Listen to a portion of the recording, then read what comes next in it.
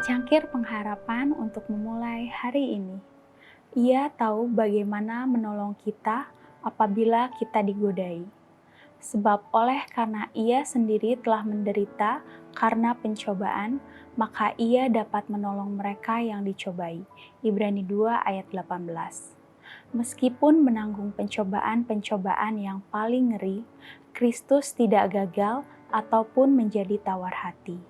Ia sedang melakukan peperangan demi kepentingan kita, dan sekiranya ia bimbang, sekiranya ia menyerah kepada penggodaan, keluarga manusia pasti sudah hilang.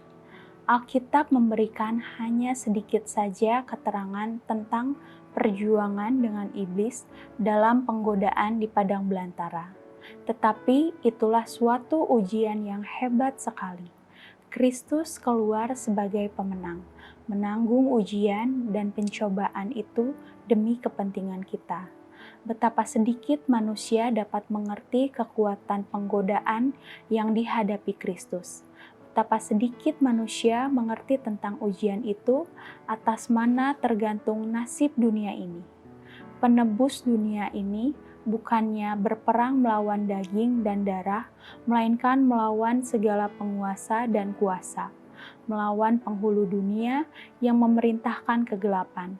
Segenap surga menaruh perhatian terhadap peperangan ini, dan betapa besarnya kegirangan di surga karena pertolongan telah ditanggungkan atas Dia yang berkuasa mengalahkan dan berkuasa untuk menyelamatkan. Betapa suatu peristiwa yang luar biasa ketika Kristus menaruh dirinya dalam posisi Adam dan menderita ujian di mana Adam telah kalah. Dan oleh perbuatan ini menaruh manusia atas kedudukan yang lebih beruntung, berkenan kepada Allah di mana ia boleh menang melalui jasa-jasa Yesus. Dalam namanya, oleh anugerahnya, manusia boleh menjadi seorang pemenang, sama seperti Kristus juga beroleh kemenangan. Dalam Kristus, keilahian dan kemanusiaan dipersatukan, dan satu-satunya jalan dengan mana manusia boleh memperoleh kemenangan ialah oleh ikut ambil bagian dalam sifat ilahi. Keilahian dan kemanusiaan bergabung di dalam Dia yang memiliki sifat Kristus. Rasul Paulus menulis, itulah sebabnya, maka dalam segala hal ia harus disamakan dengan saudara-saudaranya, supaya ia menjadi imam besar yang menaruh belas kasihan. Sebab imam besar yang kita punya bukanlah imam besar yang tidak dapat turut merasakan kelemahan-kelemahan kita.